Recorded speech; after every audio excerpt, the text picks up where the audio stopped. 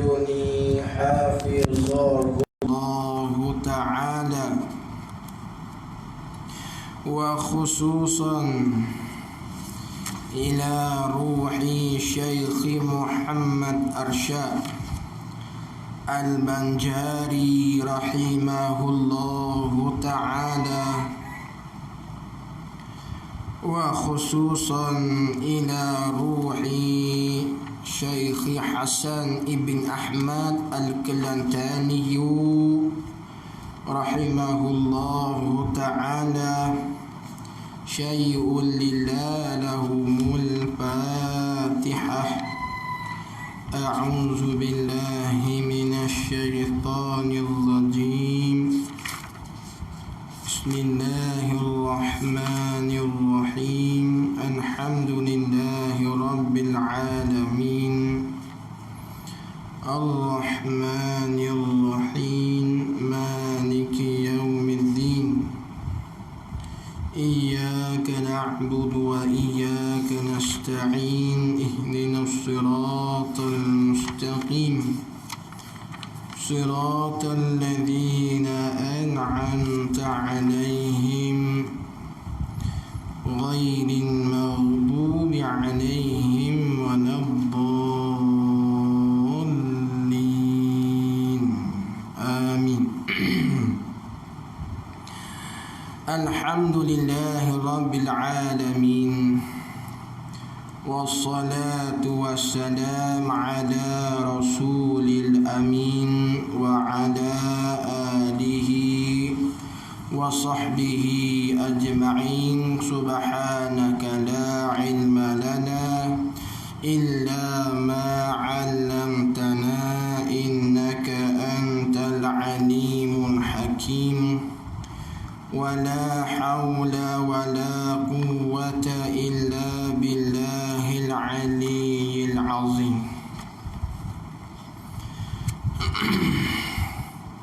قال الشيخ المؤلف رحمه الله تعالى ونفعنا بعلومه في الدارين آمين يا رب العالمين.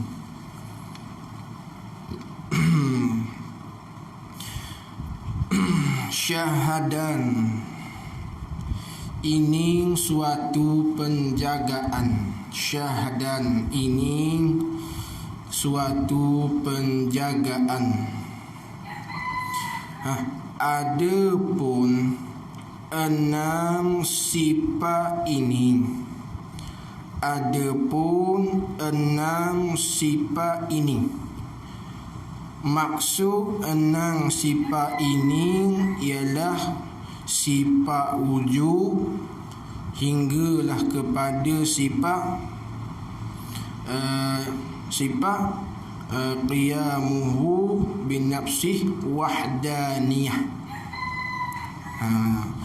Adapun enam sifat ini mana, yakni sifat wujud hinggalah kepada sifat wahdaniyah.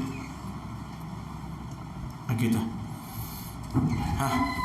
Yang pertama itu mana enam sifat ini? Pada bermula sifat yang pertama itu, yakni daripada enam sifat. Sifat yang pertama itu, yakni daripada enam sifat, orang panggil sifatun nafsiyatun. Orang panggil sifat nafsiyah. Sifat nafsiyah. Kita baca nanti kita hurah. Sifat nafsiyah namanya sifat. Yang mana di dalam kitab Bidayatul Mubtadi, kitab ini dikarangkan oleh Syekh Muhammad Arsyad Al-Banjari. Kitab ni pengarang bagi kitab Sabila Muhtadin tu. Ni pengarang kitab ni. Adapun pengarang kitab Perukunan Syekh Jamaluddin, itu orang panggil pengarang kitab ni, kitab Hidayatul Mutafakirin ni, yang dikarang oleh Syekh Husin ibn Nasir ibn Muhammad Tayyib ibn Mas'udi Al-Banjari, yang kita panggil Tok Guru Husin Kedah. Hak ni dipanggil cucu yang ketiga daripada keturunan Syekh Muhammad Arsyad. Hak tu lah hak pengarang kitab Hidayatul Sibiang tu, yang dikarang oleh Husin ibn Nasir ibn Muhammad Tayyib Al-Mas'udi Al-Banjari tu, yang kita panggil Tok Guru Husin Kedah. Tu dipanggil cucu yang ketiga daripada keturunan Syekh Muhammad Arsyad Al-Banjari. Jadi hak pengarang kitab Bidayatul Mubtadi dipercayai dikarang oleh Syekh Muhammad Arsyad Al-Banjari. Jadi Syekh Muhammad Arsyad, dia menyusun kitab ni, mula-mula dia menyebut tentang sifat wujud. Diriwayatkan dulu kitab ni dia susun kepada dua bahagian, dan dibuat juga kitab ni satu khatimah, satu penutup. Kitab Bidayatul Mubtadi, Syekh Muhammad Arsyad dia susun kepada dua bahagian. Bahagian yang pertama, Al-Qismul Awal fi bayanin aqaidil iman. Bahagian yang pertama dia nak bicara mengenai bab pegangan. Bahagian yang kedua dia nak bicara mengenai bab fiqh. Barulah dia buat satu khatimah, satu penutup. Ini jalanan kitab Bidayatul Mubtadi. Kitab comel, kitab ni comel. Dibuat bahagian yang pertama. Bahagian yang pertama membicarakan mengenai bab pegangan, dan bahagian yang kedua dia membicarakan mengenai bab fiqh ibadat. Dan dibuat kitab ni juga dengan satu khatimah, satu penutup dibuat. Satu penutup. Jadi bahagian yang pertama disebut, yang pertamanya bab wujud. Lepas tu bab kidam, bab baqa, bab mukhalafah, bab qiyamuhu, bab wahdaniyah. 6. Jadi dia kata ada pun 6 sifat ini.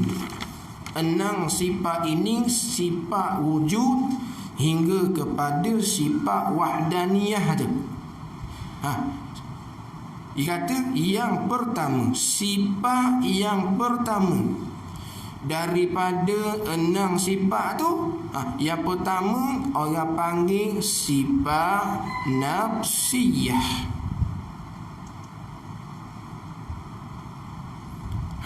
Sifat nafsiyah namanya sifat. Sifat nafsiyah ni terjemah Melayu sifat yang dibangsakan kepada zat. Bahasa Melayu panggil. Nafsiyah asal daripada nafsun. Nafsun maknanya diri. Kemudian dimasukkan ya nisbah, kemudian tambah ta marbutah, jadilah nafsiyah.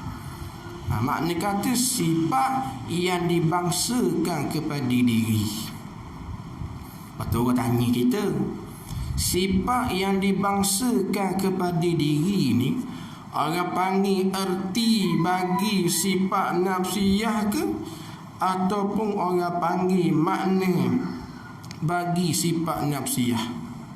Kalau kita orang mengaji, jawab. Sifat nafsiyah kita panggil sifat yang dibangsakan kepada diri. Orang tanya, sifat yang dibangsakan kepada diri, orang panggil erti bagi sifat nafsiyah ke ataupun makna bagi sifat nafsiyah? Jawab. Jawab. Erti bukan makna. Bukan makna. Apa sebab bukan makna? Kalau sekiranya menak rakyat kata sifat yang dibangsakan kepada diri ni, menak rakyat makna bagi sifat nafsiyah bukan erti. Kena ke tak ya pak? Mana kata erti tak dia? Kena ke tak kata sifat yang dibangsakan kepada diri ni, nak kata makna bagi sifat nafsiyah bukan erti. Kena ke tak? Hai, muka surat 3 ngaji biar jauh. Kalau orang tanya kita dah, sifat yang dibangsakan kepada diri ni erti bagi sifat nafsiyah ke makna bagi sifat nafsiyah? Ada muslimat kata erti bagi sifat nafsiyah. Kalau kamu nak kata makna bagi sifat nafsiyah, kena ke tak? Senyap. Nak jawab. Orang tanya kena ke tak? Tanya dulu. So, kena ke tak? So, hai, kena ke tak? Macam gini lah, kita kata Ar-Rahman, kita kata Tuhan yang amat murah. Orang tanya Tuhan yang amat murah tu erti bagi lafaz Ar-Rahman ke makna bagi lafaz Ar-Rahman? Orang tanya. Kalau kata erti, kalau nak ayat makna bagi lafaz Ar-Rahman, kena ke tak?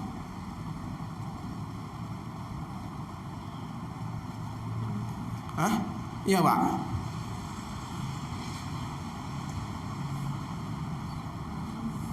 Hai orang ni bismillah dah jejak dah.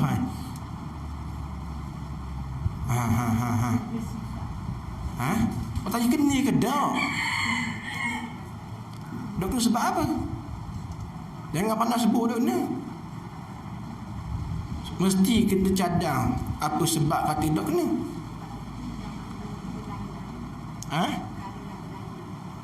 Kalau benar ni pula lain lagu mana?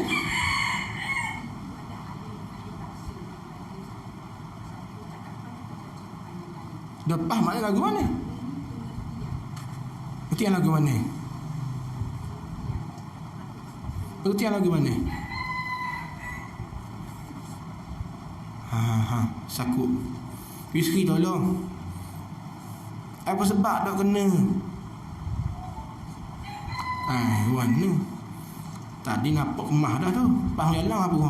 Minyak.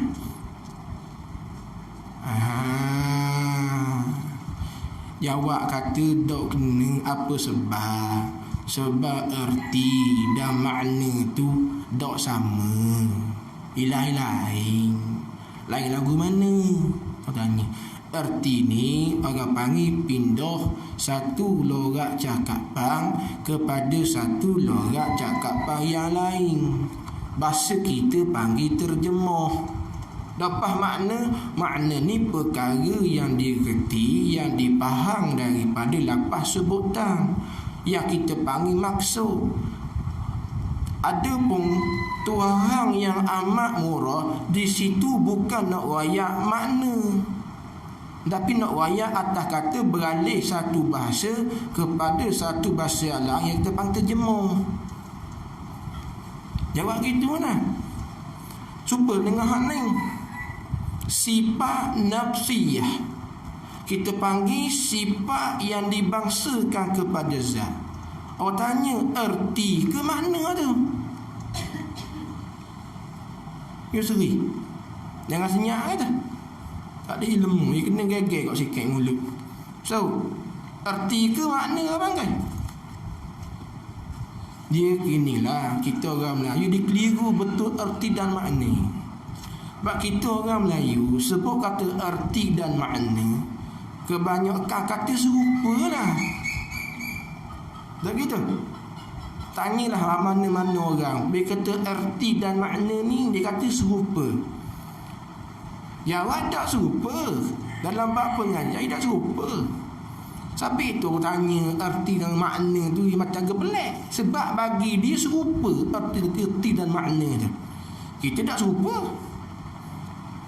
Dia seri jawab. Sifat yang dibangsakan kepada zat ni erti ke makna? Aisyahku kita dah gerak Epu.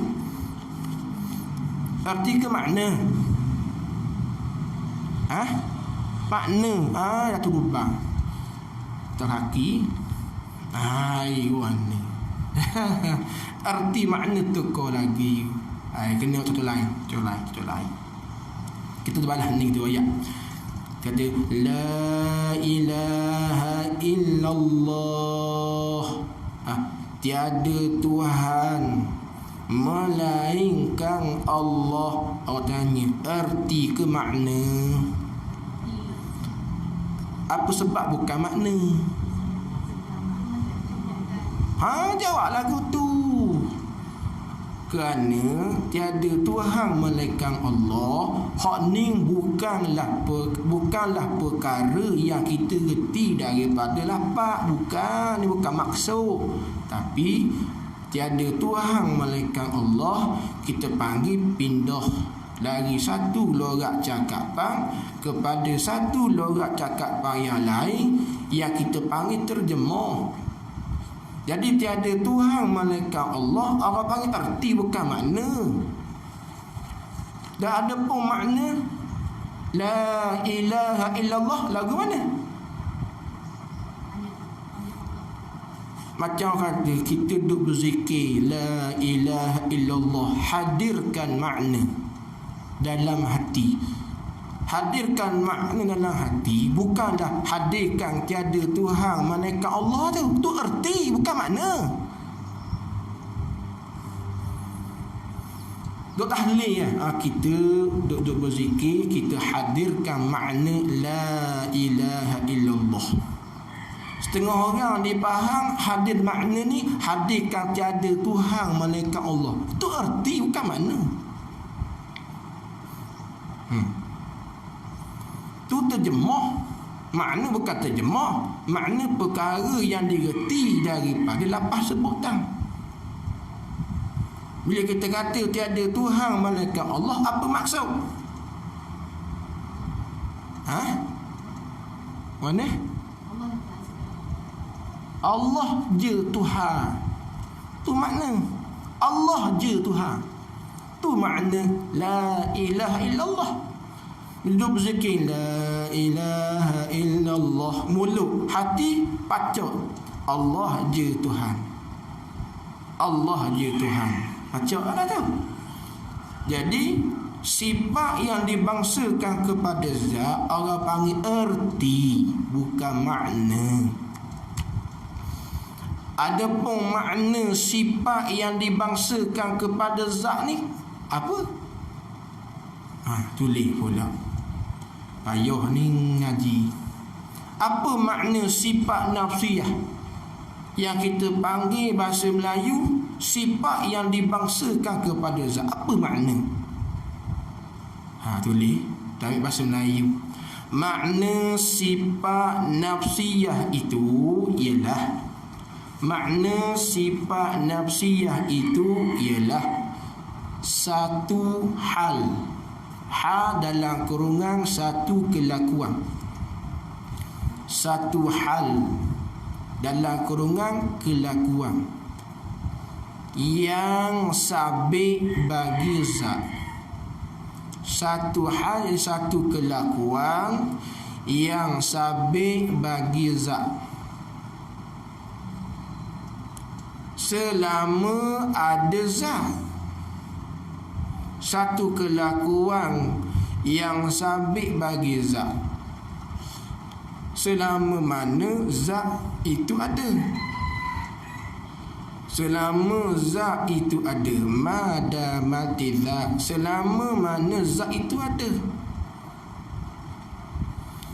yang tidak dikeranakan dengan satu kerana.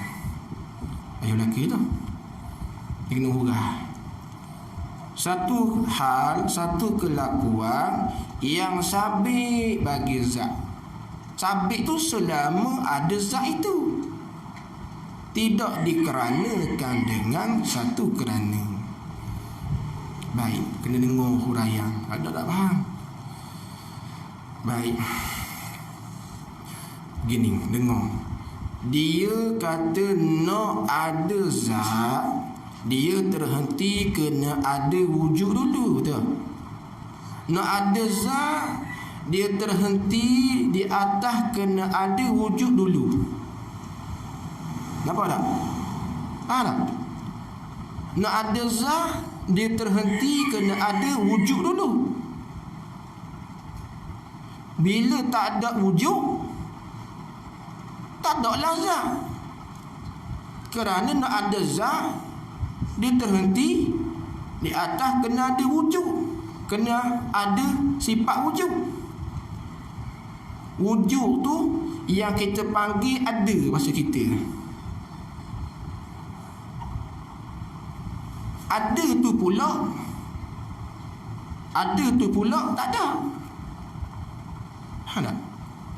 Tak faham lagi tu? Ada tu tak ada.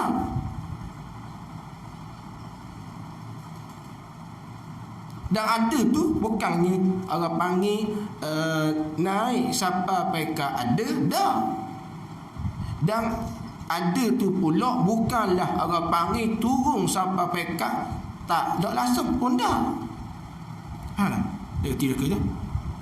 Ada faham tak? Ada wujud-wujud tu. Diri wujud tu bukan ada.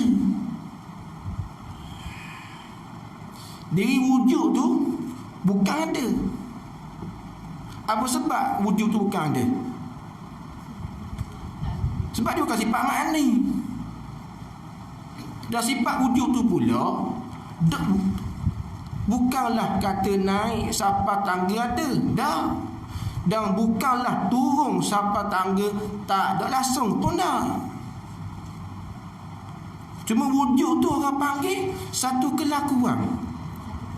Satu kelakuan, satu keadaan yang menengahi antara ada dengan tak ada. Tunjuk kena kepada zat. Zat timung. Zat timung tu di timung ada tak sifat wujud? Ada tak? Ha? Zat timung. Di timung tu ada tak sifat wujud? Ada tak sifat wujud? Ada dah. Tunjuk kena ke dah? Dah. Tunjuk kena di zat buah timung dah. Mana ada? Mana ada?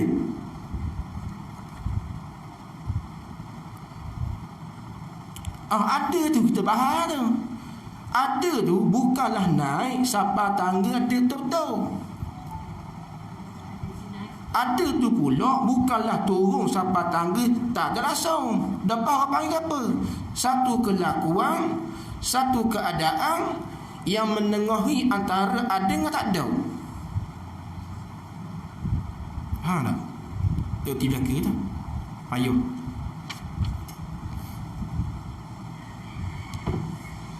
Mana su? Anggap saja.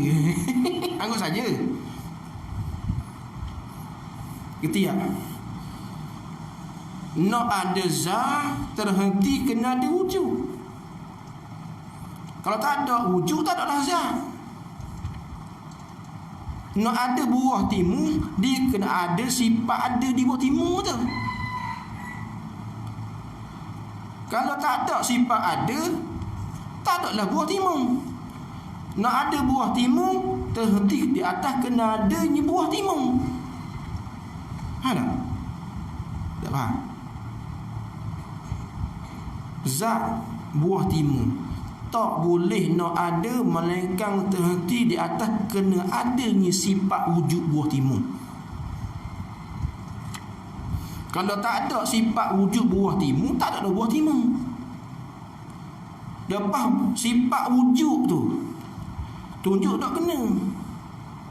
Tunjuk kena kepada zat buah timun. Lepas mana wujud? Kata nak ada buah timun, tidak atas kena ada sifat wujud buah timun. Tunjuk tak kena. Tunjuk kena pada zat buah timun. Setelah dia kena zat buah timun, lepas mana wujud? Mana wujud? Wujud itulah orang panggil satu hal, satu kelakuan yang sabit bagi zat. Sabit lagu mana? Nak kata ada tu, naik sampai tangga ada betul-betul pun dah. Ada tu. Nak kata turun sampai tangga tak langsung pun dah. Dapat orang panggil apa? Satu hal, satu kelakuan yang menengahi antara ada dengan tak ada. Dan wujud tu bukanlah adanya wujud tu ada buah timun bukanlah kerana adanya sifat wujud di situ. Dah. Kerana ada buah timun bukanlah kerana adanya sifat buah timun di zat. Dah. Cuma wujud tu satu kelakuan yang kita reti menengahi antara ada dengan tak ada. Ada di buah timun tu, adanya buah timun bukanlah kerana berdirinya sifat wujud di buah timun. Dah.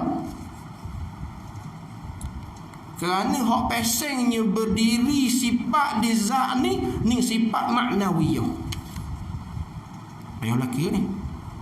Ni hak padu kifayah ni. Kita kata keadaan buah timun yang ada. Keadaan buah timun yang ada tu adakah sabit berdiri sifat wujud di zat buah timun? Adakah kerana berdirinya sifat wujud di zat buah timun? Kita kata keadaan buah timun yang ada. Kita kata gitu tu adakah kerana adanya sifat wujud di buah timun?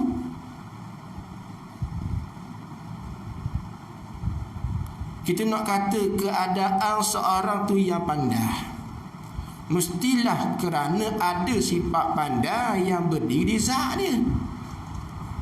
Kalau tak adanya sifat pandai di zat dia, dah panggil keadaan satu yang pandai.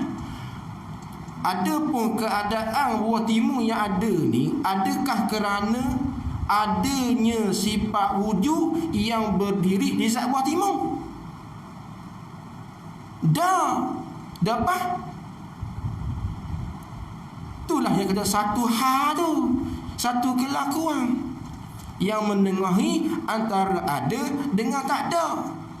Dan bukanlah dikeranakan dengan satu kerana ada buah timun, bukanlah kerana berdirinya sifat wujud di buah timun. Bukan. Ni hak payah belaka ni. Tak faham? Tak faham sudah. Baik. Tengok. Tengok nota. Tengok nota. Ni payah belaka lah. Dalam kitab Zuhratul Murid dia ada bahasan lagi ni. Baik, tulis sikit. Tulis sikit. Ni lah hak ada supaya ni. Dia kena otak kagak ni. Tulis sikit. Tulis mana? Tulis kata sifat nafsiyah itu ialah satu hal dalam kurungan satu kelakuan yang menengah satu kelakuan yang sabit bagi zat selama ada zat itu. Selama ada zat itu tidak dikeranakan dengan satu kerana. Baik. Tulis. Qaidah. Qaidah. Tidak boleh ada suatu zat. Qaidah. Tidak boleh ada suatu zat. Tidak boleh ada suatu zat melainkan mesti wujud kena ada dulu. Melainkan mesti wujud kena ada dulu.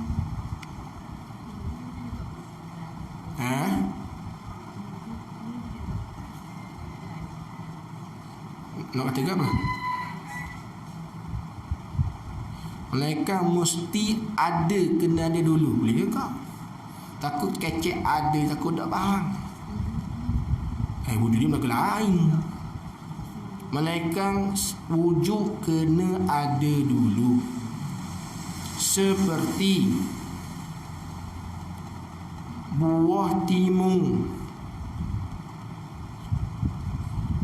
Hendak ada zat buah timun.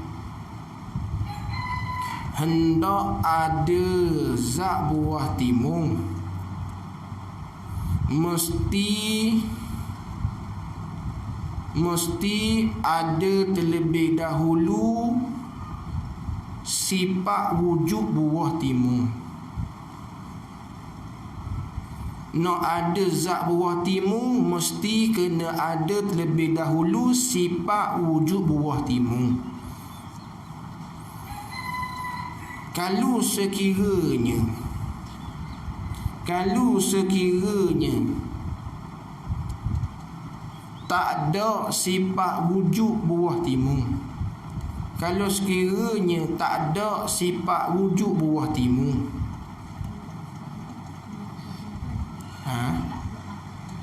kalau sekiranya tak ada sifat wujud buah timun, maka tak ada lah zat buah timun.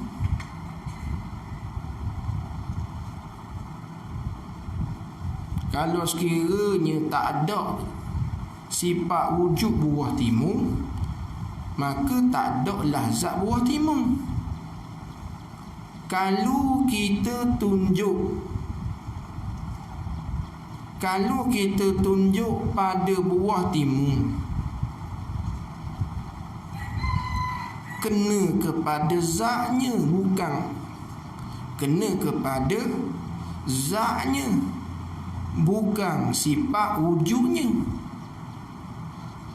Kalau kita tunjuk pada buah timun, kena kepada zatnya, bukan sifat wujudnya. Betul tak? Okey, sambung lagi. Kalau begitu,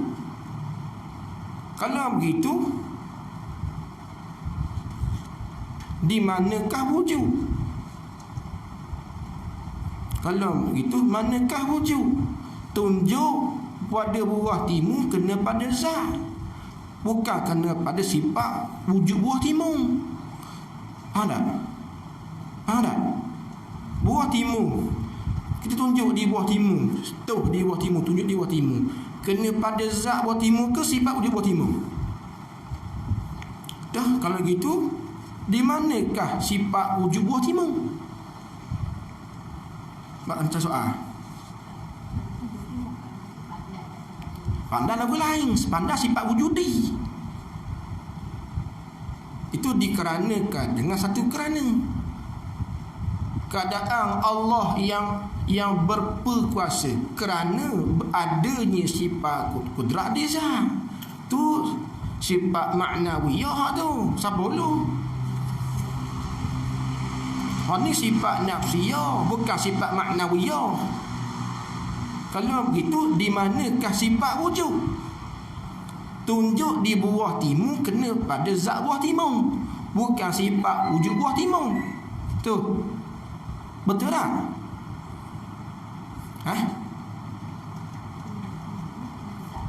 Mamak dengan ada mamak, setuh di mamak tu kena zat mamak ke kena pada sifat wujud mamak? Kena pada zat mamak. Dah, di manakah sifat wujud mamak? Lepas itu jawabnya ialah sama lagi. Jawabnya ialah di manakah sifat wujud itu? Jawabnya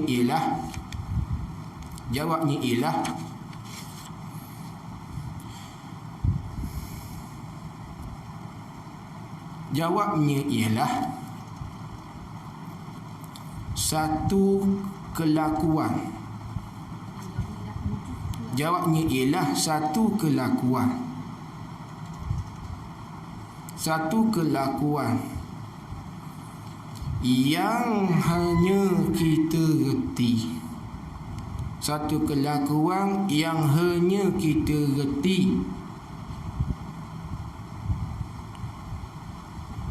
Satu kelakuan yang hanya kita reti di zat buah timun. Satu kelakuan yang hanya kita reti di zat buah timun. Dalam kurungan amrun i'tibari. Ni satu kau. Dah kalau itu di manakah sifat wujud buah timun? Di manakah sifat wujud buah timun tu orang panggil satu kelakuan yang reti sahaja pada zat buah timun. Dalam kurungan amrun i'tibari. Satu kau. Atau kau yang kedua. Atau satu kelakuan. Atau satu kelakuan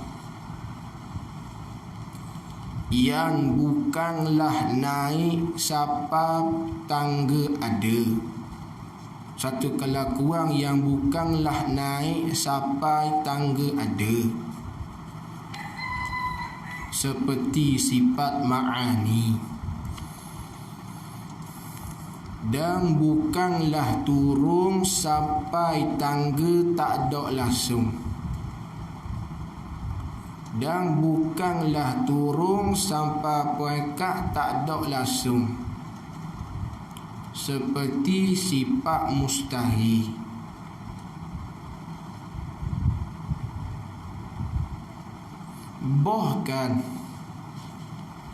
Bahkan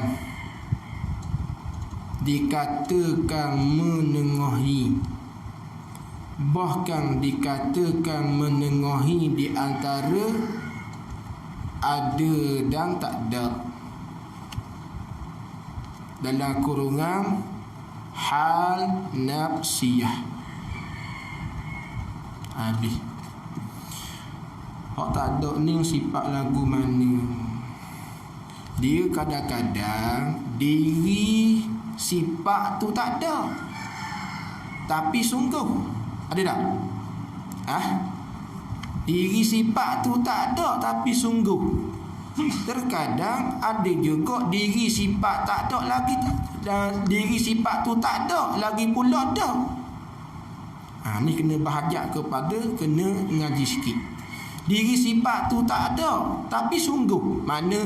Sifat nafsiyah, sifat salbiyah, sifat ma'nawiyah. Diri sifat tak ada, tapi sungguh. Adapun sifat mustahil, seumpama tak ada Allah. Tak ada Allah tu, ada ke tak ada? Tak ada, sungguh ke tak? Tak ada Allah tu, tak ada tu, ada ke tak ada? Tak faham lah. Kena ngaji lagi usul ni. Baharu Allah tu, ada ke tak ada? Jawapan ada ke tak ada? Tak faham. Baharu Allah tu, ada ke tak ada? Diri baharu tu, ada ke tak ada? Tak ada, sungguh ke tak? Hai, baharu Tuhan tu mustahil. Ni salah dah, salah. Ni bab pegangan semai. Hai. Dan ni kata jangan ambil remeh bab pegangan. Baharu Allah sungguh ke tak? Dah. Maka baharu tu tak ada lagi pula dah. Sifat tak ada ni terkadang diri sifat tak ada tapi sungguh. Diri kidang ada ke tak ada? Tak ada. Sungguh ke tak Tuhan tu kidang?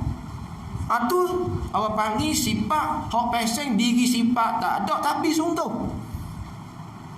Ada pula diri sifat tak ada lagi pula ada. Sifat mustahil. Binasa Allah, diri binasa tu ada ke tak ada? Kalau Tuhan buka hijab nampak tak binasa Tuhan tu? Tak ada. Dapat binasa Tuhan ni sungguh ada.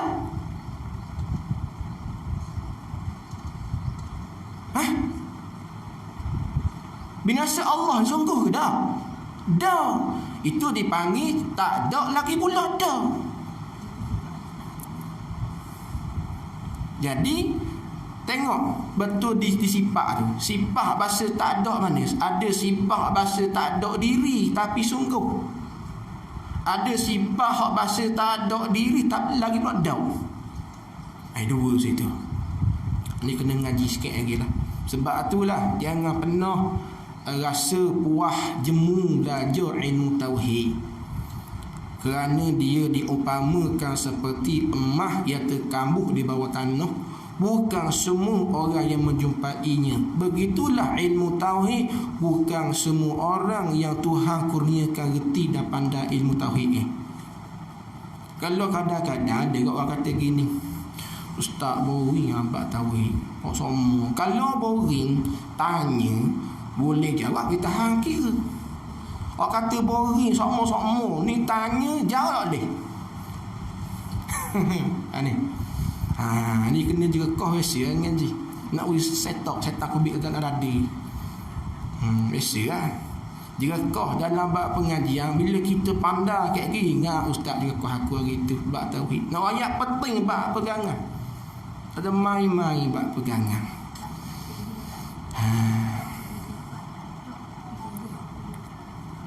Itu sifat nafsiyah, sifat salbiyah, sifat maknawiyah. Diri sifat ada. Sebab tu orang tanya, ada Allah tu ada ke tak ada? Orang tanya. Ada Allah tu ada ke tak ada? Tak ada. Ada Allah ni sungguh, bukan ada. Ni kena ngaji sikit lagi ni. Ada Allah tu bukan ada. Diri ada tu ada ke tak ada? Tak ada. Apa? Sungguh. Allah tu ada ke tak ada? Allah tu ada ke tak ada? Takut jawab dah. Asal. So, Allah ada ke tak ada? Ada. Ada Allah tu ada ke tak ada? Tak ada. Apa sebab?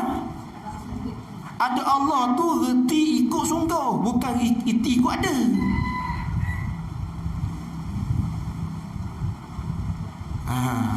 Takut kata jawab tak ada takut. Tak ada faham. Ada Allah bukan ada. Ada Allah hanya reti sungguh. Yang reti ada tu zat Allah tu reti ada. Apa? Tak apa. Tu sifat nafsiyah namanya. Iaitu sifat nafsiyah tu satu. Kecil mudah-mudah. Iaitu sifat nafsiyah tu satu, yakni satu jua. Takdir sikit. Satu yakni satu jua. Satu sahaja. Mana? Wujud, sifat wujud. Iaitu sifat nafsiyah tu satu, yakni satu jua, iaitu wujud.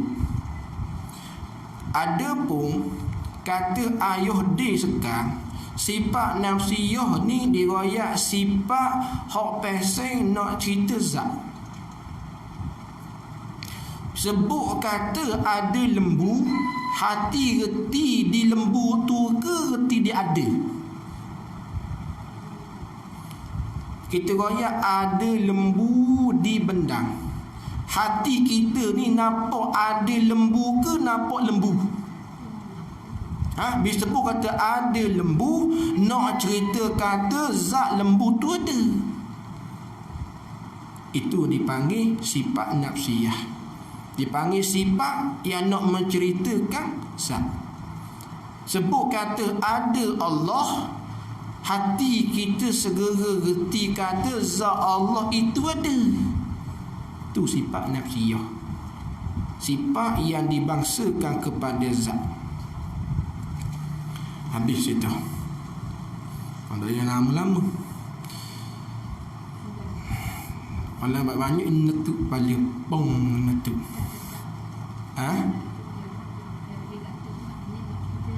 Ada Allah, ada lembu. Ada lembu tu sifat nafsiyah. Sebut kata ada lembu, hati kita ni reti kata lembu ada ke reti dia ada lembu dah. Riwayat di bendangan ni mu nampak ada kata lembu. Ada tak lembu? Ada. Sebut kata ada tu, hati kita nampak ada ke nampak lembu? Lepas bila sebut kata ada lembu, nak rakyat zat lembu tu ada. Mungkin bendangan dia lagi, lembu ada ke tak ada? Ada. Sebut ada mulut tu, hati tu terkoyak nampak ada ke terkoyak betul di zat lembu tu ada?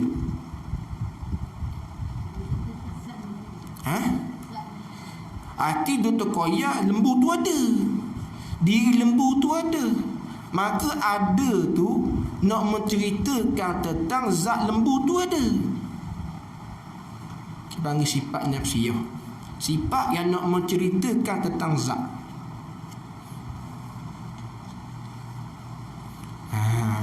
Adapun kata baba Allah yarham baba Saleh sifat nafsiyah ni kata tiap-tiap benda yang ada wujud ada situ. Setuh tak kena. Tapi tiap-tiap benda yang ada wujud ada situ. Betul tak? Setuh kena tak? Dah.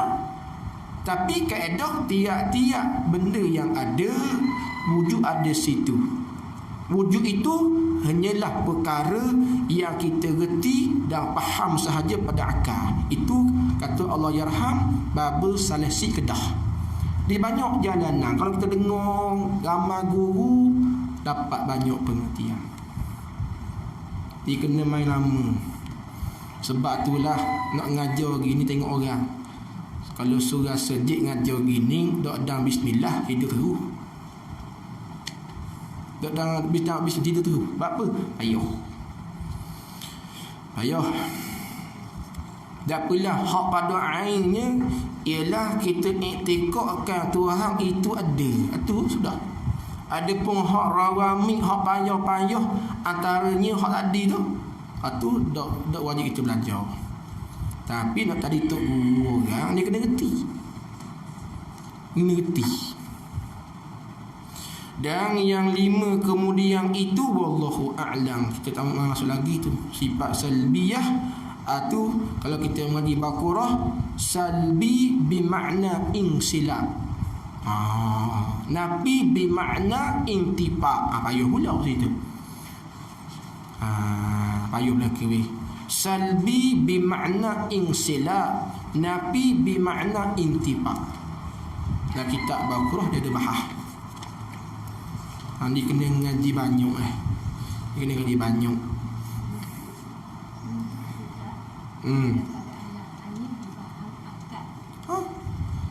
Perkara yang hanya direti dan difahamkan pada akal.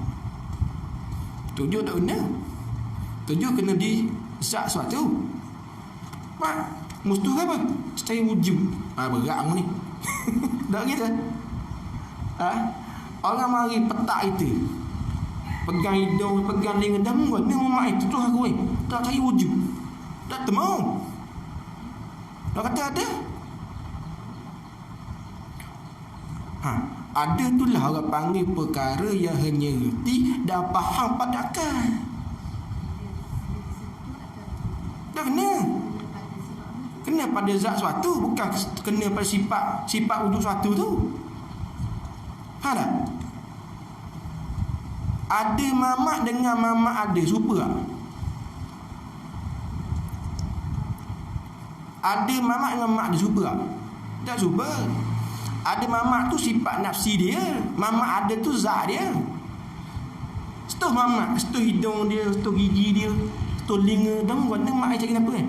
Cari wujud. Tak kena. Setuh kena mana? Zat mamak, dah mana ada mamak?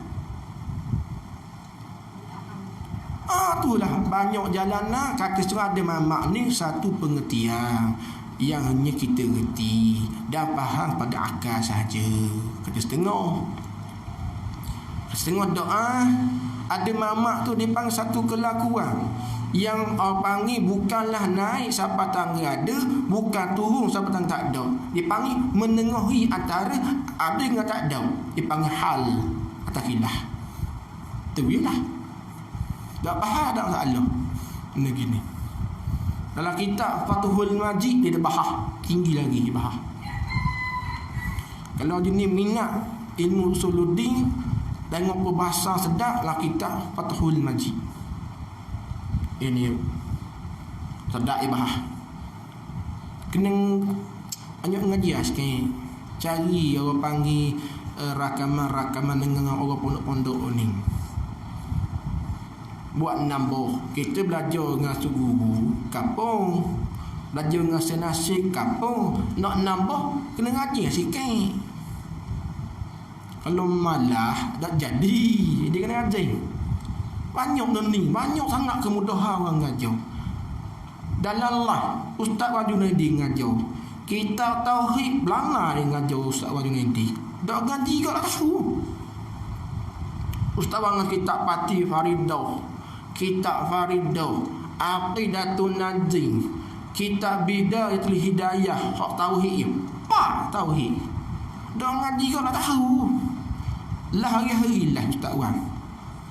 Dak ngaji kau tauhid tak tahu nak tengok ni. Nak apa ni? Nak royak kau makan nasi siap masak dak akal kau habis kita. Ke ni. Baik, sambung kita Masbuk Muafid ni okey sikit. Ni okey sikit dak ayuh lah ni. Masuk bab dia payah. Baik, maaf deh jengkoh tu biasa. Kakak berasa hati kan nangis. Kau nangis dah. Biasa. Ada seorang tu guru di Besuk. Cerita daripada Cairo, Basikal. Tu guru tu dia koh. Kalau anak murid dia tanya salah dia koh. Pondok tu dah ramai orang. Buat packing tu guru. Tapi hak tahan dah. Lagi kali. Takut lagi sekali lagi balik London. Sungguh. Tasmi disuruh ngapa misalnya kita mata umrah. Esok tasmi. Dok ingat dia kau hawo. Tengok beos lugu tu baru dengar pandai. Cerita guru kalau zaman dulu mengaji dengan tuan guru Cekko. Tuan guru Abu Bakar panggil Cekko lagi. Dia ngajar bekeng. Display batu pepang tepi. Batu pepang atas meja display batu pepang. Hak mana tidur katok. Pum buat gitu. Tambah balik. Warning. Masih warning. Sengaja lagi. Sekali. Kapung. Balik. Sama dengan ngaji lah. Ngaji lah soal lagi tu. Tak ngaji dah. Pakai. Tapi hak ngaji dengan dia alim. Atau dia siapa? Salah saya ngaji dengan dia. Dia khatam kitab ikan dengan teguh Cekko dia kali. Dia baca kitab ikan dengan Ustaz Leh tahun 80. Sebelum tu dia ngajar kitab ikan. Dengan Ustaz Cekko khatam 3 kali baca. Ustaz Leh 7 kali khatam kitab ikan. Maknanya 10 kali khatam kitab ikan. Hak kitab ikan Tauqul Bulan Madi 10 kali khatam. Di khatam ni dibaca kepada guru. Dengar khatam 10 kali khatam Allah. Sebang balik kita khatam sekali tu rasa dah kita ikan. Dia 10 kali khatam. Ni kita tanya dia betul. Orang kata hak khatam 7 kali tu waktu zaman 80-an dia start ngaji dengan Ustaz Leh. Buat wirid lepas subuh ikan, khatam 7 kali. Sebelum tu dia ngaji dengan Ustaz dengan Tok Cekor, khatam 3 kali khatam tak ikan. Debuk nanti. Jadi malah kalau kita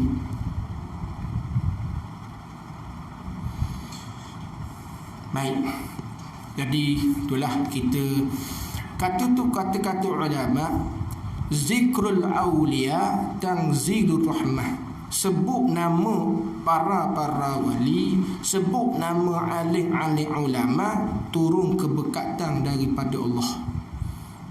Sebut nama orang alim, sebut nama Allah, nama-nama awliya, turun keberkatan daripada Allah. Sebab tu dalam pengajian selalunya orang akan sebut nama-nama ulama. Dia akan naqalkan pandangan ulama. Telah berkata sekian. Sebab sebut nama ulama, sebut nama orang-orang awliya, turun rahmat daripada Allah. Baik, ini sambungan kursus apa?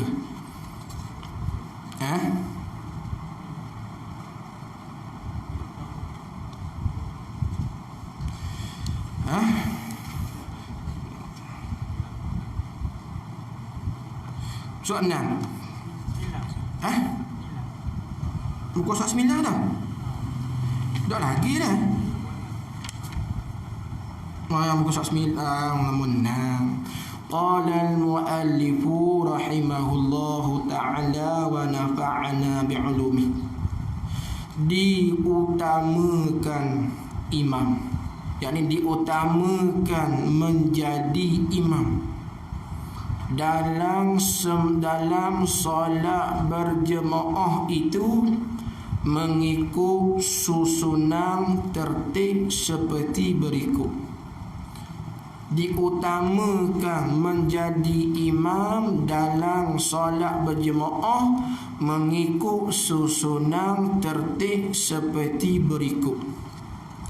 Ini dalam kitab ni diriwayat, siapakah orang yang afdal jadi tu imam sembahyang jemaah? Yang pertama, faqih, bukan qari, bukan. Kita lah mayang jemaah cari hak sedap suara lah. Hak baca terik nahwan, hak terik lagu ras, lagu bayati, tak ada salah. Tapi bukan qari utama. Qari duduk nombor 2. Hak pertama, hak afdal jadi imam dalam sembahyang berjemaah walau suara macam itik sekati sekalipun, no orang faqih. Baca tak sedap macam ke ezolori bunyi suara, tak apa. Syarat faqih. Apa faqih? Orang yang lebih alim ilmu fiqh. Apa sebab orang faqih afdal jadi tu imam? Apa sebab? Apa sebab? Sebab orang faqih lebih afdal jadi tu imam bila berlaku dalam bab-bab sembahyang dia bila sah. Bila sah. Sebab tu lebih orang faqih pada orang qari yang tak faqih. Orang nak sedap bacaan, tapi kalau tak faqih kena molek di takbir tu salah dah. Orang faqih dia tahu bacaannya, baca gini betul ke, salah ke, batal ke dak, dia tahu. Orang faqih. Contoh, Orang faqih dalam bab sembahyang. Contoh, rakaat kedua sujud yang kedua. Sepatut lepas tu apa? Rakaat kedua sujud yang kedua, lepas tu apa? Tayat awal dia pergi naik selalu, diri cacat. Kemudian makmum tegur belakang, subhanallah. Kalau orang faqih dia buat mana? Muslimah. Kalau orang faqih buat lagu mana? Orang tegur belakang, subhanallah. Dia cacat dah. Kalau orang faqih buat lagu mana? Ha? Dia buat lagu mana so?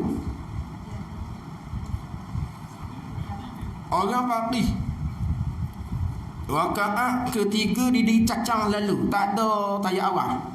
Marah lagi cacang. Dia cacang tu pun orang belakang tegur, subhanallah. Kalau orang faqih buat apa ni? Ha? Diri cacang tu berapa ramai duduk balik? Ada tak? Ada tak? Ada. Sedap tu ke? Bidak faqih bab mayang. Ha? Sebab tu kalau surah ada orang faqih, kita orang ni yang tak faqih jangan lepas naik. Ada orang faqih belakang, tolak dia dulu. Kalau surah lah masjid lah dilatihkan awak guna dah. Mesti latihkan awak guna, tak boleh nak ejah-ejah dah. Surah dia tak ada terima tetap. Ada orang faqih belakang, kita ni walaupun biasa imam surah tu jangan lepas naik. Tolak orang faqih dulu. Kalau orang faqih royak mu naik lah, baru naik. Nampak? Kita lepas kali. Jangan. Yang kedua barulah qari. Qari ni bukan tanding ah. Itu dipanggil qari juga tu, qari pada musabaqah. Hak tu. Hak ni qari dalam bab sembahyang ialah orang yang betul pada bacaan yang wajib. Tu panggil qari. Kita faham qari ni hak berlaku tu, bukan? Qari dalam bab sembahyang orang yang betul pada bacaan yang wajib.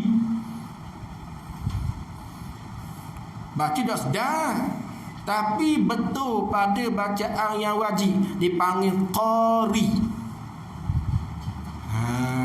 Kalau bacaan yang wajib tak betul dipanggil ummi. Di waktu bacaan Fatihah, di waktu lagu raya tak jadi. Alhamdulillah Rabbil alamin, tak pakai itu. Apa nak orang tertarik dengan sebab jadi salah gitu. Baca kena sebut tang makhraj, kena sebut tang panjang pendek, kena asal betul. Sedar nombor 2. Kalau betul dan sedar, benar. Ayah cari. Ada tak orang suara sedap tu? Ayah cari. Kalau sembang untuk guru lah, ditanya nak setakat imayang ni nak cari hak betul bacaan Fatihah wahok hak apa wahok kena molek takbir duk pakadah dia kata. Orang faqih kita berharap bang mayang tu imam takbir lagu mana pun tak cara. Sebab tak tahu syarat sah takbir hak 14 tak tahu. Ikut bahagian bang. Orang faqih dia ikut undang-undang. Allahu akbar. Apa kerah? Belana ikut. Belana orang ikut. Orang faqih tak ikut. Tak pakar dia awal lagi. Dia buat mana? Duk rasa kau. Tapi niat seorang. Dia tahu dak takbir hak betul hak salah. Boleh beza tak? Ha?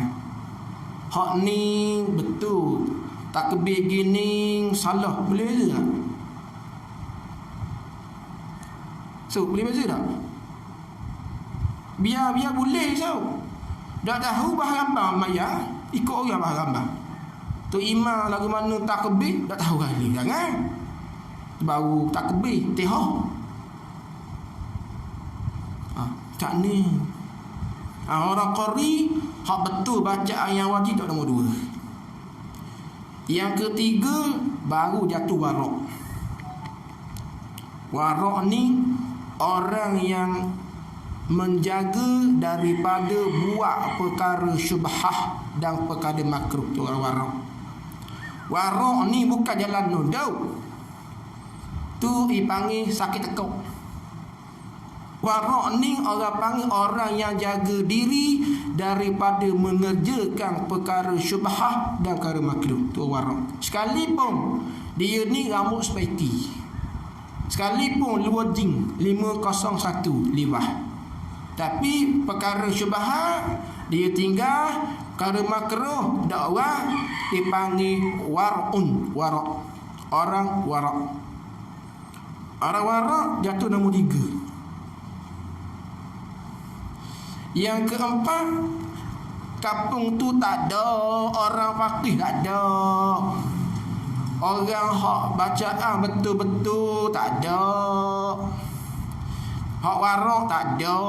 Dah. Sampai tu imam. Barulah dikira orang yang lebih lama berhijrah ke kampung Islam.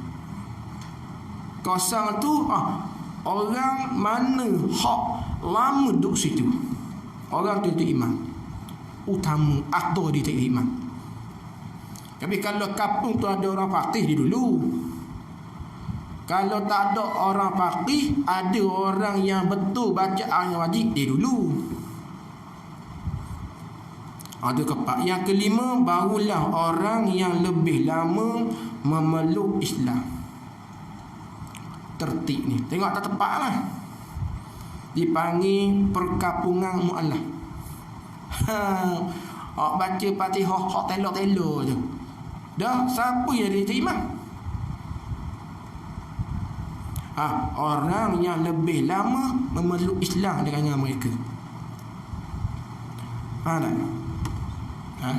Perkampungan mu'alaf. Sama-sama puak-puak dia ada hak masuk Islam lama dah, hak ni baru masuk Islam, ni baru 2 tahun. Siapa yang jadi imam? Orang yang lebih lama memeluk Islam. Dia yang utama ahbab dia tu imam. Apa dah? Yang keenam, barulah orang yang lebih bersih pakaian dan badan serta lebih bersih pekerjaan dari kekotoran dan daki-daki. Ini jatuh kepada nombor 7.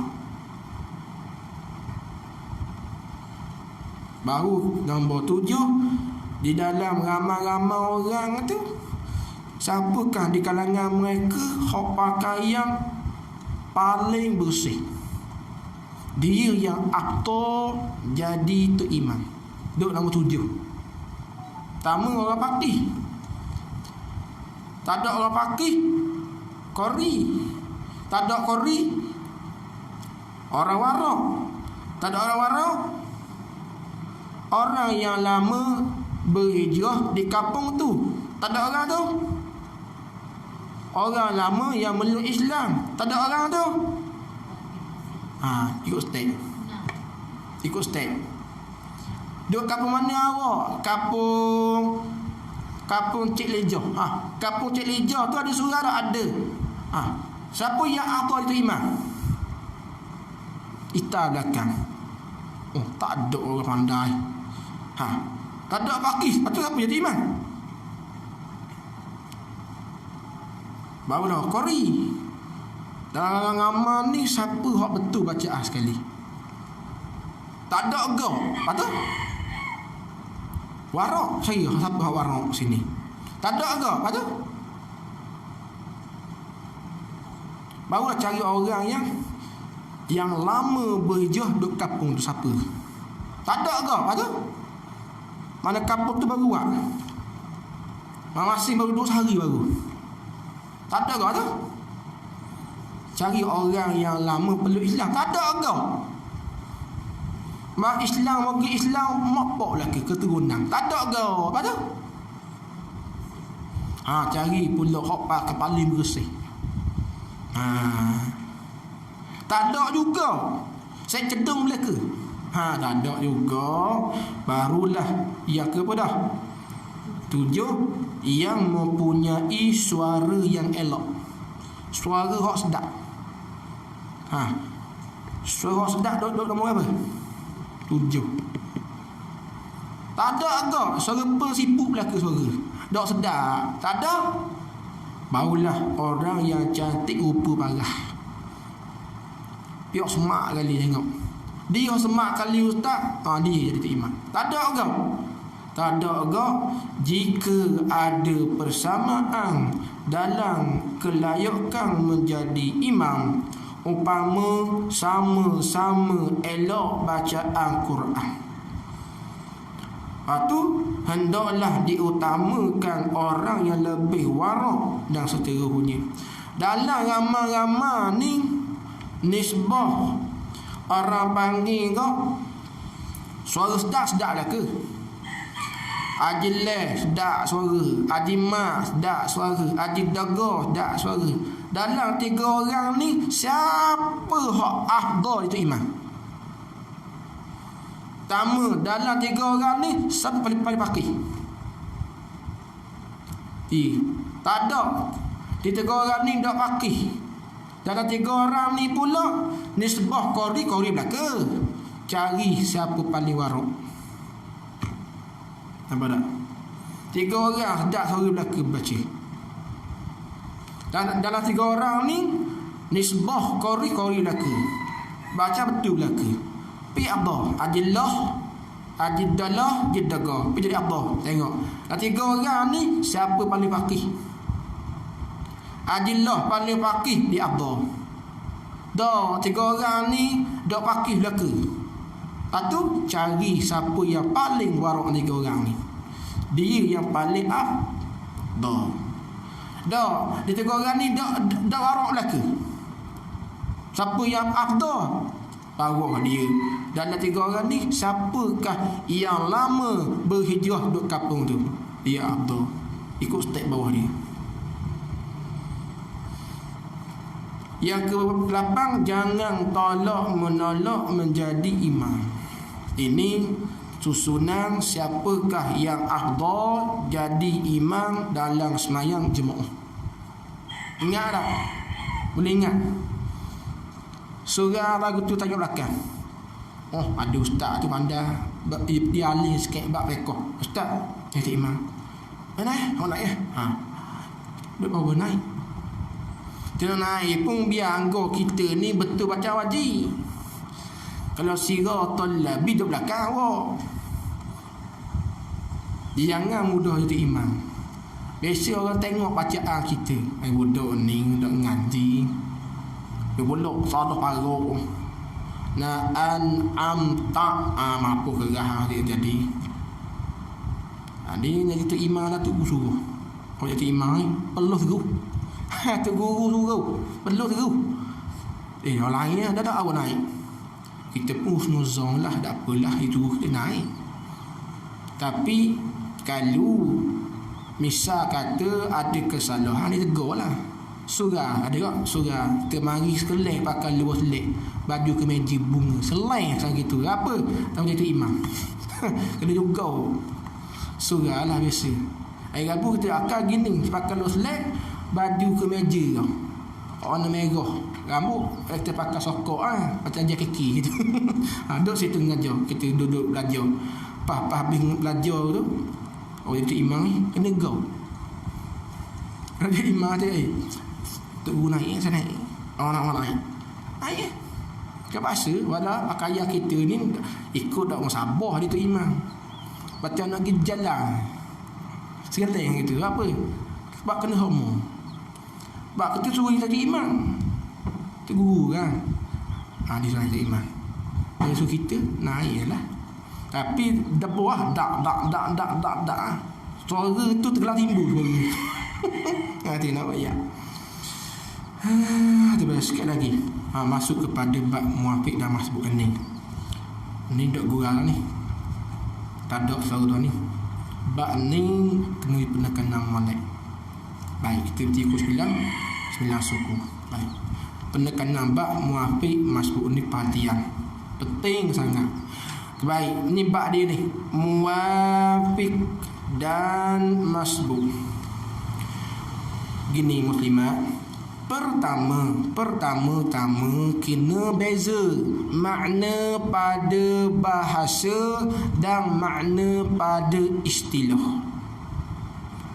Ramai orang keliru di muafiq dan masbuk, keliru tak boleh beza makna pada bahasa, makna pada istilah. Baik, kita lihat dulu. Muafiq ada dua makna, masbuk ada dua makna. Pertama, makna pada bahasa. Yang kedua, makna pada istilah fiqh. Baik, catat dulu makna pada makna pada bahasa. Muafiq ni makna pada bahasa Arab. Orang Arab sebut kata muafiq ialah yang bersamaan. Orang yang bersamaan.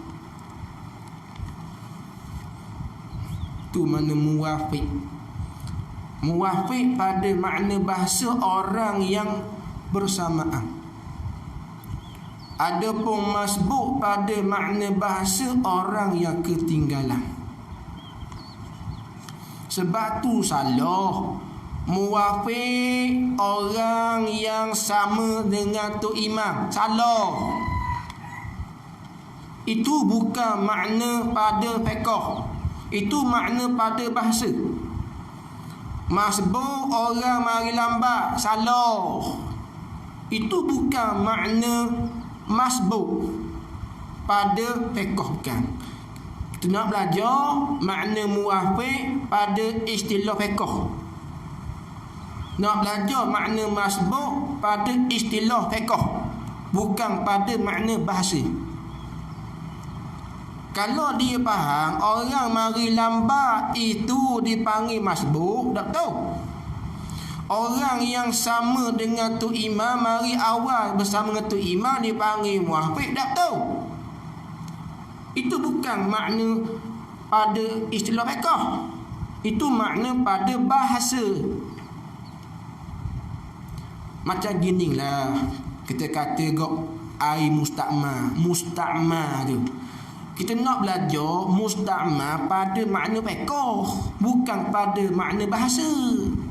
Musta'ma pada makna bahasa, air yang telah digunakan. Adapun musta'ma pada makna fiqh, air yang sudah kita guna pada buat mengangkat hadas. Nak beza situ molek. Kena molek keliru tu. Betul di makna bahasa dengan makna istilah fiqh keliru. Baik. Di dalam sembahyang berjamaah. Di dalam sembahyang berjamaah, kemudian dia mendatangkan ta'mim, nak mengumumkan masalah. Sama ada berjamaah kerana menunaikan sembahyang yang wajib. Kemudian dia mendatangkan contoh sembahyang yang wajib seperti zuhur, asar, maghrib, isya dan subuh. Atau ni atah pada kata kerana menunaikan sembahyang wajib. Susun semula. Atau atau kerana menunaikan sembahyang sunat dengan berjamaah.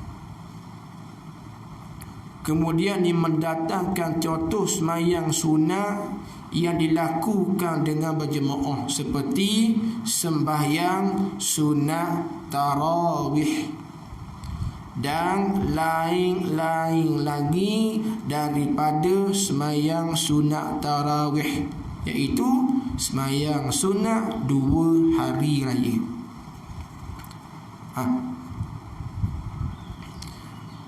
Bagi seorang makmum semasa berjamaah dengan imamnya, ia makmum mesti berada dalam salah satu dari 2 keadaan.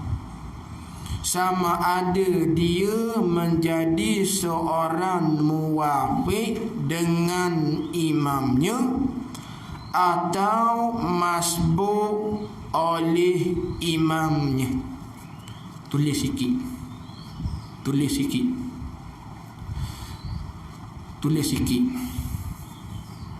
Tulis tepi tu orang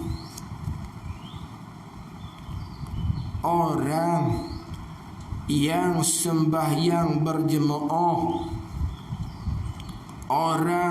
sembahyang berjemaah,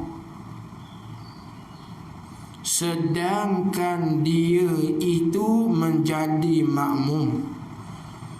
Seorang yang sembahyang berjemaah sedangkan dia itu menjadi makmum, maka seorang itu tidak terlepas. Maka seorang itu tidak terlepas daripada 2 keadaan. Yang pertama muwafiq, yang kedua masbuk. Baik, kita nak fakta asah. Sebut kata muwafiq masbuk, asah fakta. Muwafiq masbuk, pertama letak di kita tak ada kait dengan sembahyang seorang. Sebut muwafiq masbuk tak kait dengan sembahyang seorang. Satu, tak kait dengan sembahyang seorang. Yang kedua, sebut masbuk muwafiq tak ada kait dengan imam. 2, masbuk muwafiq dia berkait dengan makmum. Yang kedua, sembahyang jemaah. Ingat fakta tu. Masbuk muwafiq tak kait dengan sembahyang seorang, tak kait dengan imam, tak kait. Tetapi masbuk dan muwafiq dia berkait dengan makmum dan sembahyang jemaah.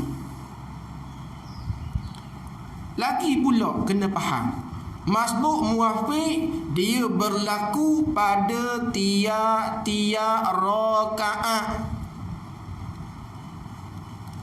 Berlaku pada tiap-tiap rakaat, masbuk dan muwafiq. Rakaat pertama, contoh, rakaat pertama dia muwafiq. Rakaat kedua boleh jadi dia muwafiq. Rakaat ketiga boleh jadi masbuk. Rakaat keempat boleh jadi masbuk. Rakaat pertama kalau di masbuk, rakaat kedua boleh jadi muwafiq. Rakaat tiga boleh jadi masbuk. Rakaat keempat boleh jadi masbuk. Dia berlaku pada tiap-tiap rakaat. Yang orang faham salah, dia royak rakaat pertama sahaja ada muwafiq masbuk. Jawab salah. Berlaku di tempat kita.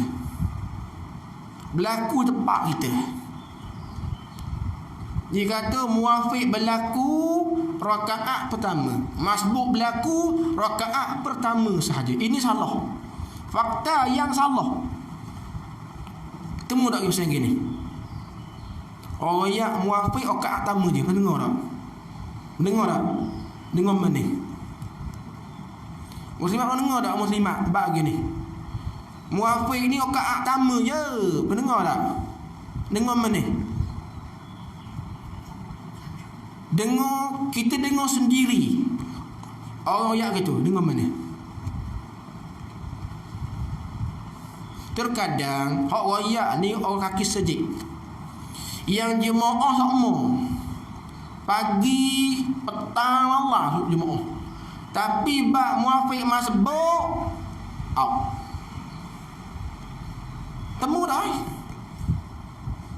Tak dengar kita ngajar, dia tu budak ngajar. Kita ngaji dah dulu.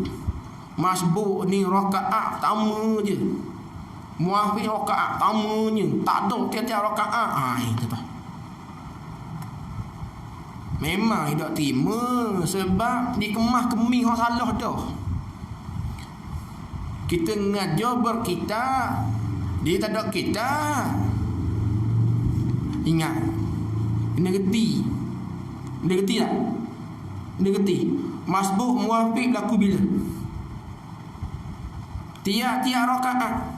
Kalau royak berlaku rakaat pertama je tu lah. Salah. Kita boleh khabar tak? Kitab mana royak masbuk muwafiq berlaku tiap-tiap rakaat? Boleh khabar tak? Ini kitab ni, khabar ni. Kitab ni. Tunjuk. Kitab muwafiq masbuk yang disusun oleh Hasan Ibn Ahmad. Khabar ke dia? Pak ngaji tak? Pak nak ngaji baik pandai-pandai royak. Masbuk rakaat pertama je. Ni reti banyak walaupun pengalaman ngajar bab masbuk, bab muwafiq, pengalaman memang banyak hak ngarut pun banyak terdengar. Hati kabut lagi. Hak ngarut banyak, hak ngarut kan dia kata tak ada langsung. Tu ngarut dengan bang. Dia kata mana ada muwafiq masbuk dalam mayang. Dia ngarut dengan bang. Ni dia panggil saya ketemu ni. Gi belah-belah pedalaman tak ada lagi ni. Belah pedalaman tak ada pun pengetahuan masbuk muwafiq. Pernah ngajar belah-belah pedalaman. Dia tanya pula, "Ustaz, masbuk muwafiq ni niat mana?" Pelik ke? Ingat mana pula? Oh lah, bukan mayat sunat. Tengok. Berat anggap. Kita bukan apa bukan mayat sunat ni. Dah. Ingatkan mayat sunat. Berartinya di semajemah lama ni dah reti bab masbuk, bab muwafiq. Bahkan dah pernah dengar pun. Ini niat guna. Ini niat guna pula. Dah apa pula apa? Bukan mayat sunat. Kalau sok ngajar gini, sok macam gini tu. Lak gambar pasal gini orang. Baik. Atau dengan lain perkataan, dengan lain perkataan bahawa setiap makmum kadang-kadang dia sempat bersembahyang bersama imam dari mulanya lagi. Ada tak pasal gini? Ada satu keadaan. Keadaan yang kedua, dan kadang-kadang dia masuk berjemaah lewat sedangkan imam sedang bersembahyang. Ada pasal gini. Keadaan kedua. Ada orang yang semayang berjemaah dengan tu imam di awal lagi. Ada orang yang semayang berjemaah, tu imam semayang dah, dia baru masuk berjemaah. Ada tak saya gini? Dua. Atau kadang-kadang seorang makmum tu niat berjemaah bersama imam pada awal takbiratul ihram lagi. Dia dengan tu imam semayang berjemaah di awal lagi dah. Tu imam takbir Allahu Akbar, dia pun Allahu Akbar lalu. Lepas tu, tetapi apabila sampai di pertengahan sembahyang, makmum tersebut ditinggalkan oleh imam dengan sebab sesuatu hal, suatu keadaan. Ada tak pasal yang gini? Tu imam raka'ah dah, dia dah raka'ah lagi. Ada tak? Dengan sebab sesuatu perkara lah, kena molek kok. Tu imam sujud yang kedua dah, dia baru raka'ah. Ada tak? Padahal dia dengan tu imam berjemaah di awal lagi tu.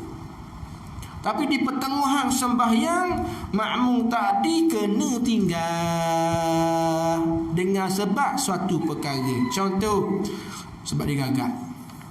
Baca tihah, dia gagak. Lepas tu masalah, makmum hok gagak, tapi sembahyang berjemaah daripada awal, orang ni dia akan kena tinggal. Betul tak? Kena tinggal. Tu imam sujud yang kedua, dia baru main bawah tu. Si bawah tu, bawah namai. Dia kena tinggal. Oleh itu, seorang makmum kadang-kadang menjadi seorang masbuk, dan kadang-kadang ia seorang makmum menjadi muwafiq. Jika semasa dia makmum menjadi seorang muwafiq, sebut molek muwafiq. Ada pengalaman kita mengajar, ada orang sebut munafik. Sebut munafik. Mula dok cara, dia kata makmum ada berapa lama yang, dia kata pertama munafik, dia kata munafik. Dia kata munafik itu betul lah, muwafiq. Kedua masbuk, itu munafik. Silap sebut dia munafik. Baik, nanti tok nota. Maka wajib ke atasnya seorang itu menjaga hukum-hukum dan syarat-syarat muwafiq.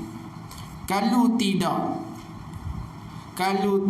yakni kalau tidak jaga hukum dan syarat-syarat muwafiq, itu kalau tidak, sembahyang makmum itu tidak sah dan batal. Kita baca itu nota.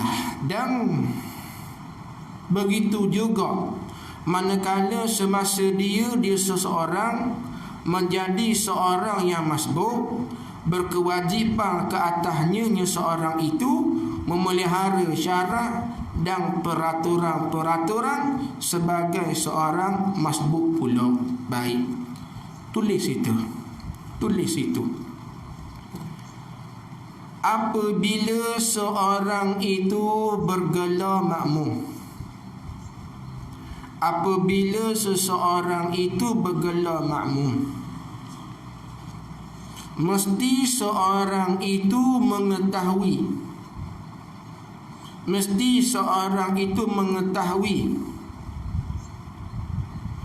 adakah dia itu muwafiq ataupun masbuk. Boleh faham tak? Cuba baca mula muslimat. Apabila seorang itu bergelar makmum,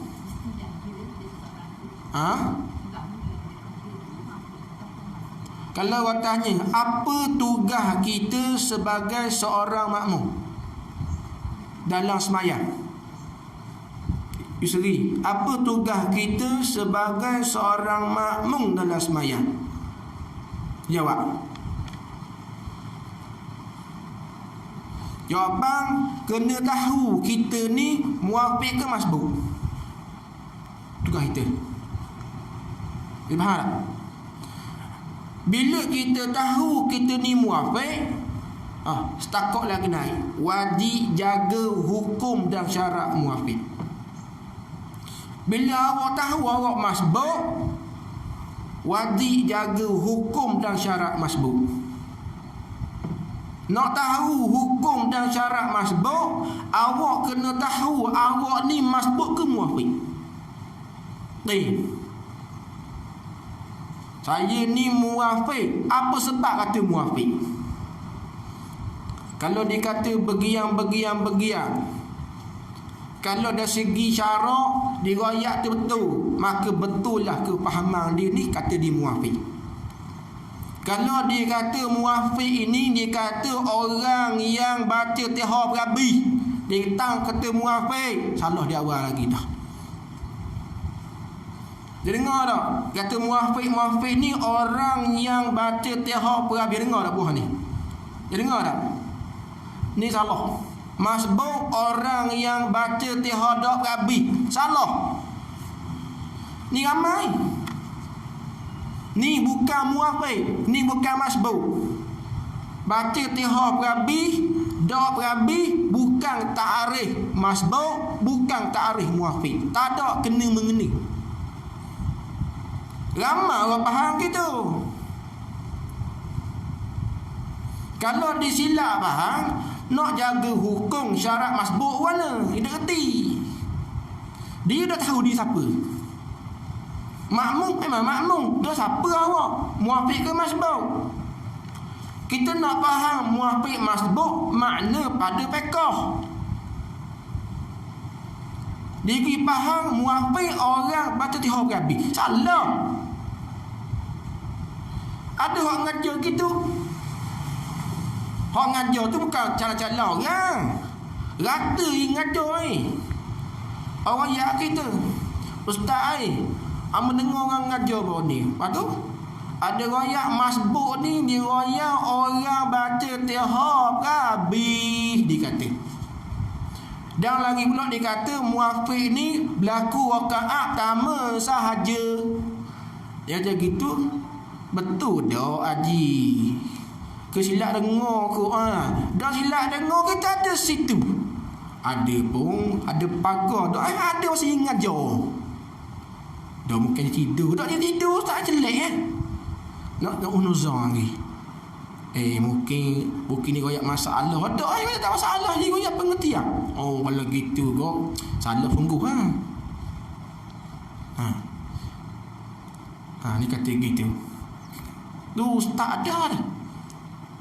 Tapi pemahaman muwafiq masbuk jauh lagi. Setengah orang tu pula dia kata ustaz amba gini muwafiq masbuk amalah cara. Amba tahu tiap-tiap rakaat Tihah Berabi. Ni lagi berat nanang asal gini. Amba tahu cara. Bak muwafiq ke masbuk ke malah cara. Amba nak tiap rakaat Tihah Berabi. Ni lagi berat nanang. Dia dengar buah gini. Dia dengar lagi. Orang tua ada buah gini berat nanang tu. Malah cara bak masbuk bak muwafiq. Amba tahu Tihah tiap rakaat baca Berabi. Ni berat nanang. Semaya kuat jemaah. Tapi jahil bak fiqh ibadah. Kuat jemaah paitang dah himayang. Jahil bak hukum ketuhanan. Jahil bak tasawuf pada air. Dak pakai mayang. Memang kita nak ada backing. Ini sudah kita dah kira orang kita. Bukan kita mention nama-nama orang. Siapa yang makan kili dia sebedah. Kuat teh bebek. Dah bebek. Ini betul benar. Dah pakai mayang kuat. Tapi jahil bak fiqh ibadah. Jahil bak hukum ketuhanan. Jahil bak tasawuf pada air. Dah pakai mayang mu. Dah pakai sebab tu kan. Ni bak masbuk muwafiq berat. Setengah orang memang berat sungguh. Tanya awal starting muwafiq tu gapo? Faedah. Muwafiq ni ustaz Tihah Berabi faedah starting. Maya dia mau kuat hari-hari. Patut maya muwafiq masbuk dah kena muwafiq hukum hakkan jaga dah. Sepatut dia kena rokok lalu dia kata tihar habis. Sepatut dia kena baca tihar habis dia rokok lalu. Sebab apa? Dia tak kena dia siapa. Tak kena dia ni muafiq ke masbuk ke, tak kena. Dia tak kena syarat hukum nak jaga mana.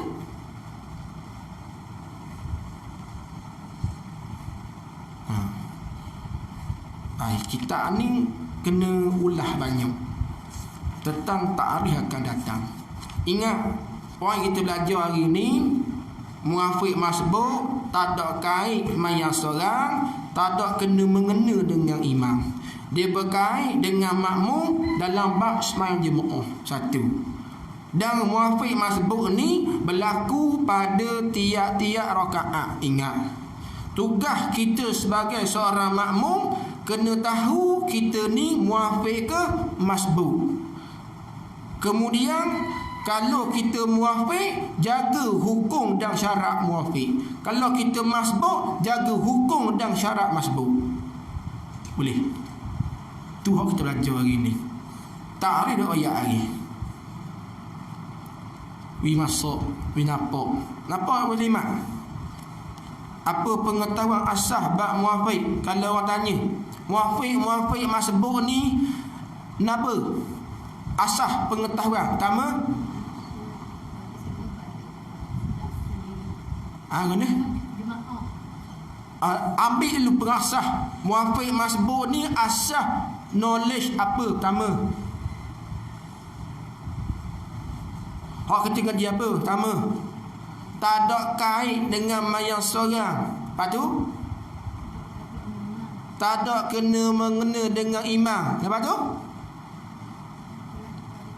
dia berkait dengan makmum. Lepas tu,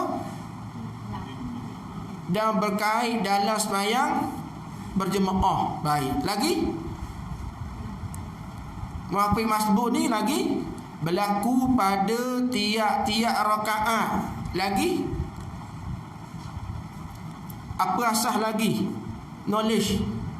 Tugas seorang makmum dalam sembahyang kena tahu siapakah dia, sama ada dia ni muafiq dan masbuk. Kemudian kena jaga dan syarat masbuk dan syarat muafiq. Itu asas pengetahuan bab muafiq, bab masbuk.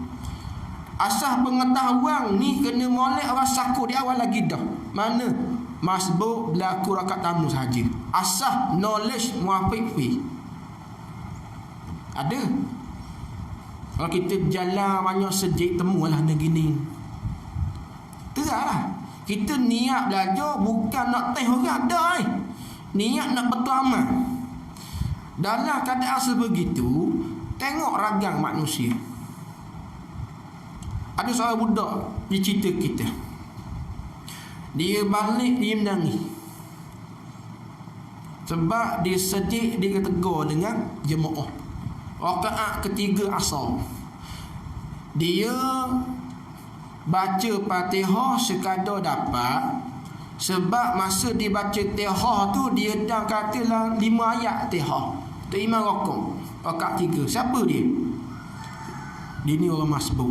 Dia pun rokok Lepas siap mayang, kena cuik dak setara dengan hak Rasulullah. Ayuh haji, cuik. Diorang ni awang baca sekerak Fatihah dak habis. Dia pun khabar saya ni masbuk sebab saya tak dapat kadar masih yang cukup. Salah faham gitu awak. Ayuh haji khabar. Salah faham gitu. Awang kena baca Fatihah habis. Sebab masbuk muafiq berlaku rakaat pertama ya. Mayak mula. Oh, dia kau terus budak tu. Budak ni jenis kakek kau, ibalik menangis. Ayak kemak je. Mandi ngejingar kita. Ngadu kita. Panggil anak dia je mari kejap cerita ku ustaz nak berlaku surat adik masjid adik cerita lah. Dia pun dengar gitu, kadang budak ni kali buat kira. Kadang dia silap faham. Dah memang kita jawab macam kita orang dengar ustaz mengajar tu. Dia kata muafiq masbuk kat tamu je berlaku. Ayuh haji.